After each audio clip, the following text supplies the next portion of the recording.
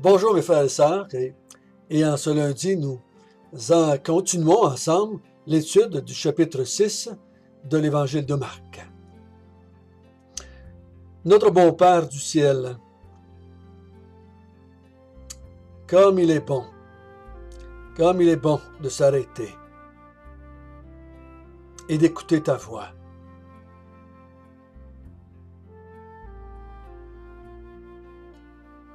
Nous allons entendre toutes sortes de choses durant cette journée. Radio, télévision, musique, amis, conjoints.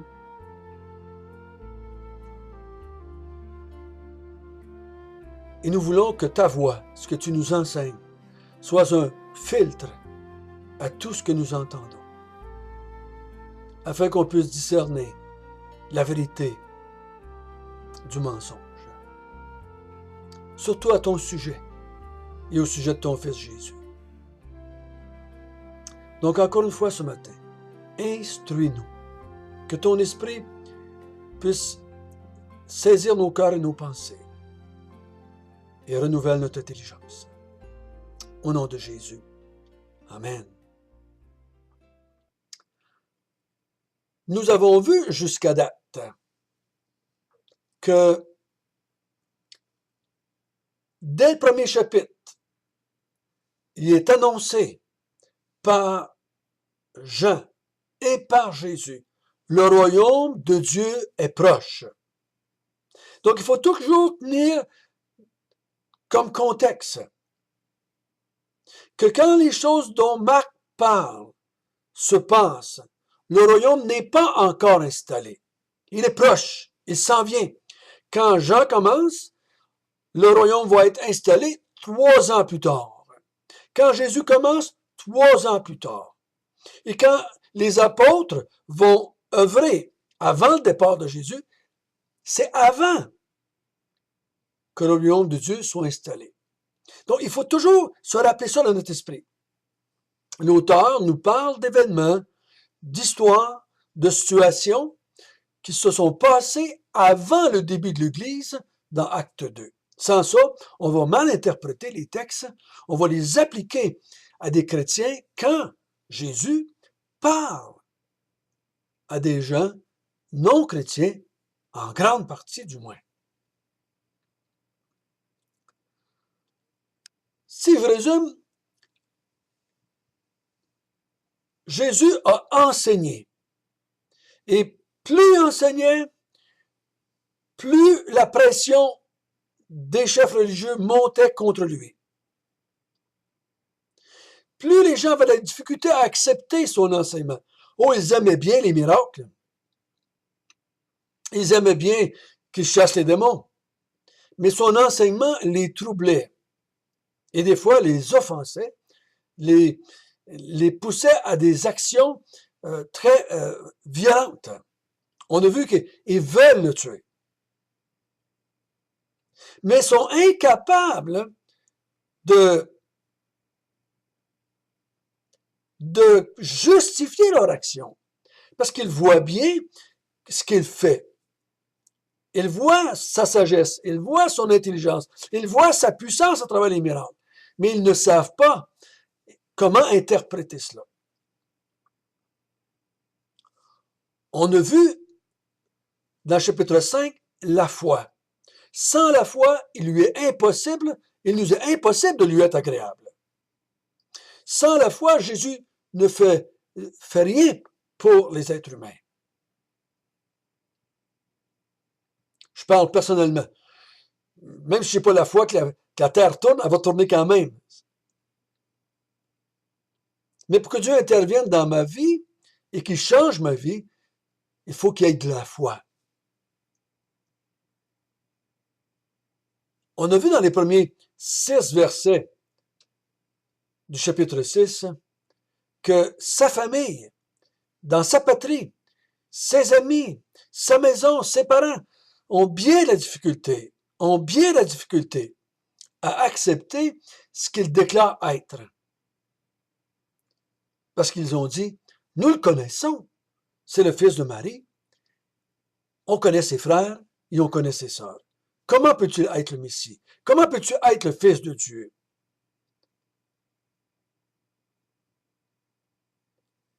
Et à partir de ce moment-là, Jésus continue à prêcher afin de les instruire. Mais ce qu'on va voir ce matin ensemble, c'est qu'il va se multiplier par 12. Il va envoyer ses disciples pour la première fois. C'est ce que nous allons lire ensemble, si vous le voulez bien, à partir du chapitre 6, au milieu du verset. Jésus parcourait les villages de l'entour en enseignant. Alors, il appela les 12 et il commença à les envoyer 2 à 2, en leur donnant pouvoir sur les esprits impurs. Il leur prescrit de ne rien prendre pour le voyage, si ce n'est un bâton, ni d'avoir ni pain, ni sac, ni monnaie dans la ceinture, de chausser des sandales et de ne pas revêtir 2 tuniques. Puis il leur dit, dans quelque maison que vous entriez, restez-y jusqu'à ce que vous partiez de ce lieu. Et s'il y a quelque part des gens qui ne vous reçoivent, ni ne vous écoutent, retirez-vous de là et secouez la poussière de vos pieds, afin que cela leur serve de témoignage. Ils partirent et ils prêchèrent la repentance. Ils chassaient beaucoup de démons et éloignaient d'huile beaucoup de malades et les guérissaient.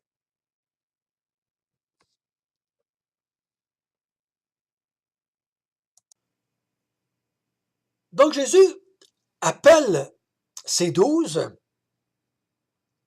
et il décide qu'il va les envoyer. Il va les envoyer dans les villes et les villages autour. Je crois qu'il les envoie en Galilée. Selon ce que je comprends de l'évangile de Marc, tout le ministère de Jésus, en grande partie, jusqu'à quelques jours qui va arriver à Jérusalem à la fin, où ce qui va mourir, tout se passe en Galilée. Et au-delà de la Galilée, dans ce qu'on appelle des fois dans la Galilée des gentils. Et il va les envoyer pour faire 2 choses. Enseigner et chasser les démons. Donc, c'est le but. Il les envoie 2 à 2 et ils partent à travers les villes et les villages. Ils vont aller sur les places publiques, ils vont aller dans les synagogues probablement. Ils vont probablement imiter Jésus, comment est-ce qu'il le faisait lui. Ils vont prêcher quoi? Ils ne peuvent pas prêcher l'Évangile tel que nous, on la connaît aujourd'hui par rapport à Jésus, à la mort, à la résurrection. Ce n'est pas encore arrivé. Donc, que vont-ils prêcher? Qu'est-ce qu'ils vont enseigner? On l'a vu au verset 12, ils prêchent la repentance. Donc, ils vont faire comme comme Jean-Baptiste, ils vont faire comme Jésus, ils vont annoncer l'arrivée du royaume qui est proche, ils vont appeler le peuple à la repentance et ils vont démontrer l'arrivée du royaume par le fait qu'ils vont chasser les démons. Je vous l'ai dit, le pouvoir que Jésus a et le pouvoir qu'il donne à ses disciples de chasser les démons, les esprits impurs, est une forte manifestation de l'arrivée du royaume de Dieu. Ça, c'est la première chose qu'il fait. Venez, et là, il les sépare 2 à 2 et il les envoie. Et là, il leur donne des instructions. Au verset 8 et jusqu'au verset 11. Il leur dit de faire quelque chose. Il leur dit, n'emmenez rien avec vous. Pas de réserve, pas de pain, pas d'argent. Allez-y, juste habillez simplement et allez prêcher l'Évangile. Amenez aucune provision, aucune valise. Parce qu'il veut quelque chose. Il y a tellement de monde qui sont partis avec ces versets-là, puis ils ont dit, mais les missionnaires doivent aller dans les autres pays sans rien emmener. Mais c'est pas ça qu'il parle ici. Le but de les envoyer avec rien, c'est le verset 10 et 11. Donc, si j'ai rien, si j'ai pas d'hôtel, si j'ai pas de dépanneur, si j'ai pas de la nourriture dans ma ceinture, si j'ai pas de l'argent dans ma ceinture, si j'ai pas, je suis dépendant des gens. Jésus veut qu'ils expérimentent, qu'il va y avoir des gens qui vont les recevoir, puis il va y avoir des gens qui vont les rejeter, qui vont pas les recevoir. Donc, le fait qu'ils n'ont rien, ils vont arriver dans les villes, dans les villages, ils vont prêcher, et les gens qui sont intéressés à la prédication de l'arrivée du royaume, à la repentance pour faire partie du royaume de Dieu, vont les recevoir. Ils vont leur démontrer de l'hospitalité. Mais ceux qui sont contre le royaume de Dieu, ceux qui ne veulent pas le royaume de Dieu, ceux qui ne croient pas qu'eux sont des prédicateurs du royaume de Dieu, vont les rejeter, ils vont pas les recevoir dans leur maison ou dans leur ville ou dans leur synagogue. Donc, la façon qu'ils le faisaient amenait les villes, les villages, les individus, les synagogues à prendre position. Et la façon qu'ils le montraient, c'est en les recevant ou en les rejetant. C'est encore la même chose aujourd'hui, vous savez. On prêche l'évangile de Dieu. Et les gens vont démontrer de différentes façons s'ils sont pour ou s'ils sont contre qui nous sommes et ce que nous prêchons. Donc, je crois que le fait de les envoyer, ce n'est pas que les chrétiens doivent être pauvres et qu'on doit faire du porte-à-porte, comme certains pensent, et qu'on doit toujours annoncer l'évangile 2 par 2. Ils les envoient comme ça, selon leur culture, selon leur façon de faire dans ce temps-là, et ils leur demandent d'agir de façon telle que les gens vont démontrer qu'ils sont pour ou contre Dieu, pour ou contre Jésus qui les a envoyés. Parce qu'ils vont dire qu'ils sont de Jésus, que Jésus est arrivé et qu'il est le Messie. Et qu'ils doivent se repentir afin que le royaume de Dieu vienne dans leur vie. Donc ça, c'est les instructions. Et au verset 12, ils partent. Ils partent et ils prêchent la repentance. Oh, mes chers amis, si vous écoutez des émissions à la télévision évangélique ou à la radio, ou si vous prenez les pamphlets que les gens distribuent, comptez combien de fois les livres, les prédicateurs, les annonceurs de radio, combien de fois ils vont appeler les gens à leur repentance. Combien de fois le font-ils? Je dirais qu'en grande partie du temps, ils ne le font pas. Et quand ils le font, la repentance, selon ma compréhension, est mal expliquée. On dit, reconnaissez que vous êtes des pécheurs. Mais tous les mouvements religieux reconnaissent là, que l'être humain est pécheur. Mais ils ne se repentent pas.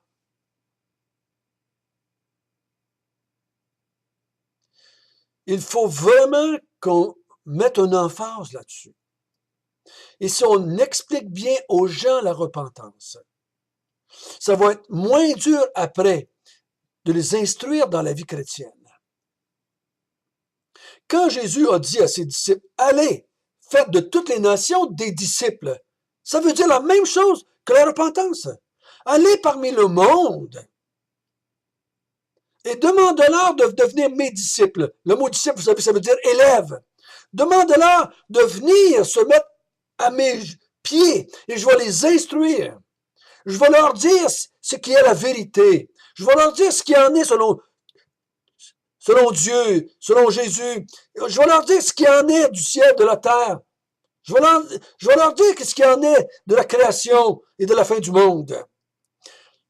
Qu'ils rejettent leur professeur, leur enseignant, et qu'ils me prennent moi comme enseignant. Moi, je vais leur dire ce qui est vrai. Ou l'apôtre Paul va le dire autrement.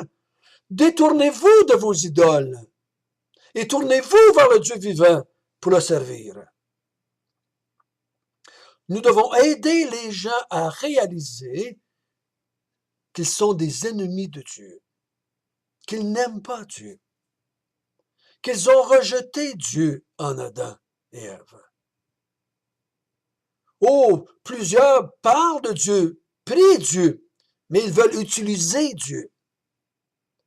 Ils veulent manipuler Dieu, au lieu de s'approcher de Dieu pour l'adorer et le servir. Il faut appeler les gens à se repentir. C'est la chose la plus importante pour qu'ils reçoivent le royaume de Dieu. S'ils ne se repentent pas, ils ne peuvent pas faire partie du royaume de Dieu. Il faut qu'ils fassent partie de...